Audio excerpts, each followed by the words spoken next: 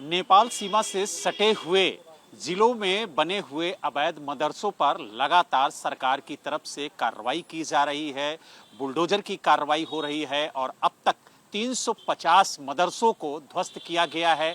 100 से ज्यादा अवैध निर्माण ध्वस्त किए गए हैं। हालांकि इसको लेकर के अब सियासत भी तेज हो गई है। हमारे साथ समाजवादी पार्टी के प्रवक्ता मनोज यादव जी हैं। मनोज जी, लगातार समाजवादी पार्टी सवाल खड़े कर रही है और जो अवैध मदरसों को ढहाया जा रहा है, बुलडोजर की कार्रवाई हो रही है, उसको लेकर के आप लोग सवाल भी खड़े कर रहे हैं। आखिर क्यों सवाल खड़े कर रहे हैं? देखिए, जो कार्रवाई की जा रही है उसका कोई सरकार के पास आधार नहीं है। सिर्फ अवैध कह देने से कोई चीज़ अवैध नहीं हो जाती है। कागजात तो बहुत सारी चीज़ों के मांगे जा सकते हैं। तो क्या मौजूदा सरकार, जो माननीय सुप्रीम कोर्ट का आदेश है, और ये आदेश है कि इस देश में, खासकर उत्तर प्रदेश में, जो अवैध तरीके से तमाम सारे धार्मिक स्थल, मज़ारें, मंदिर बने हैं, इन सबको हटाना है।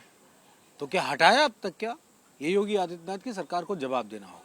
मैं मदरसों के लिए और मेरी पार्टी, हमारे नेता इसलिए खड़े हैं कि मदरसों से जो बच्चे पढ़कर जाते हैं वो खाड़ी देशों के तमाम सारे देशों में काम करते हैं।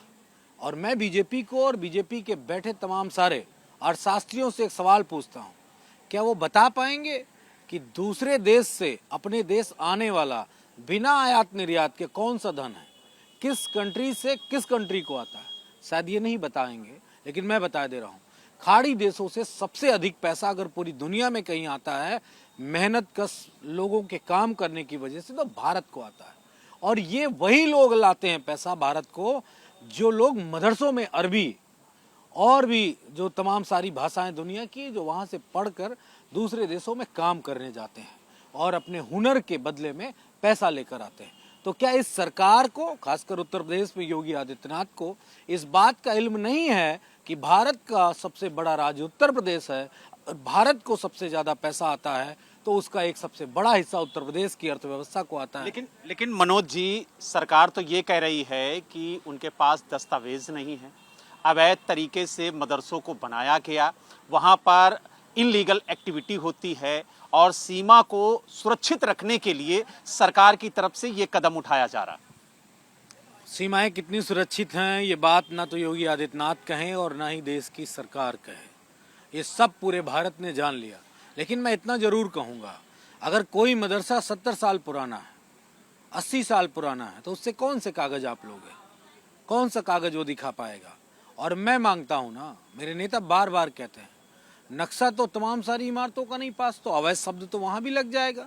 उसमें वो खुद 5 कालिदास मार्ग भी है, जो जिसमें योगी आदित्यनाथ जी रहते हैं और जिस मठ में रहते हैं, क्या उसका नक्शा पास है? क्या सवाल तो ये भी किया जा सकता है। और अगर नक्शा नहीं पास है किसी मानक का, तो वो चीज अवैध हो जाएगी सरकारी दस्तावेजों और सरकारी नियमों के हिसाब से। तो योगी आदित्यनाथ जी कहाँ कहाँ नक्शा देखेंगे? आप सिर्फ एक इस भावना से काम कर रहे हैं कि अमुक धर्म के लोगों को अगर हम परेशान करेंगे तो दूसरे धर्म के लोग उनसे अपने आप जुड़ जाएंगे। ये वाला फार्मूला योगी आदित्यनाथ जी चलेगा नहीं। अब देश दूसरी दिशा में जा रहा है और दिशा वो है कि जहां पर सबका सम्मान हो, सबके अधिकार हो। लेकिन मनोज जी, जो अल्पसंख्यक कल्याण मंत्री हैं दानिश अंसारी जी, वो साफ तौर से ये कह रहे हैं कि ये जो कार्रवाई हो रही है, दानिश जी क्या कहना है, इसको लेकर के इसलिए कार्रवाई की जा रही है ताकि जो वैध मदरसे हैं वो काम कर सके, वहां पर बेहतर शिक्षा मिल सके और जो अल्पसंख्यक समाज के लोग हैं उनके बच्चों को बेहतर शिक्षा मिले, और जो अवैध रूप से मदरसे चलाए जा रहे हैं वहां पर उनकी डिग्रियां ना हो, इसको लेकर के कार्रवाई की जा रही है। ये कार्रवाई खत्म ही नहीं हो रही है। 8 साल से सरकार चल रही है, 8 साल से कार्रवाई हो रही है। इसका मतलब सरकार एजेंडा चला रही है।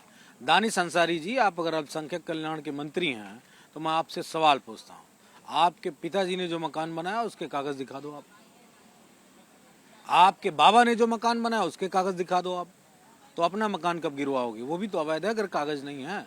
भाई, मेरे बाबा ने जो मकान बनाया उसके कागज नहीं है, ये बात कहने में मुझे कोई आपत्ति नहीं। और इसी तरह इस प्रदेश में तमाम सारे जो तीसरी पीढ़ी के पहले के लोग, उनके पास कागजात नहीं है। क्यों नहीं है सरकार समझती? यानी आप जो अवैध तरीके से मदरसे बने हैं, जो अवैध निर्माण हुए हैं, उन पर जो कार्रवाई हो रही है उसके खिलाफ हैं।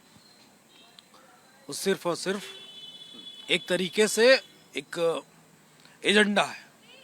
उस एजेंडे के कारण सरकार इस तरह के काम कर रही है। सिर्फ एक धर्म के लोगों को परेशान करके दूसरे धर्म के लोगों को खुश करके वोट लेने का तरीका।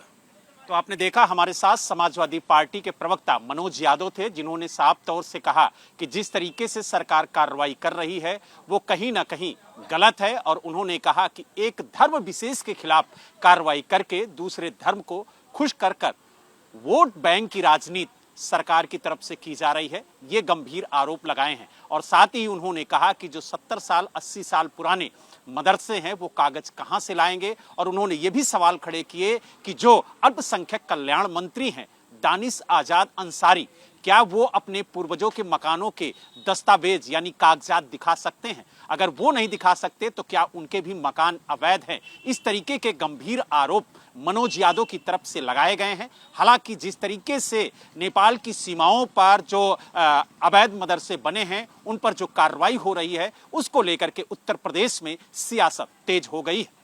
लखनऊ से वीडियो जर्नलिस्ट हरिओम के साथ बलराम पांडे, एबीपी न्यूज।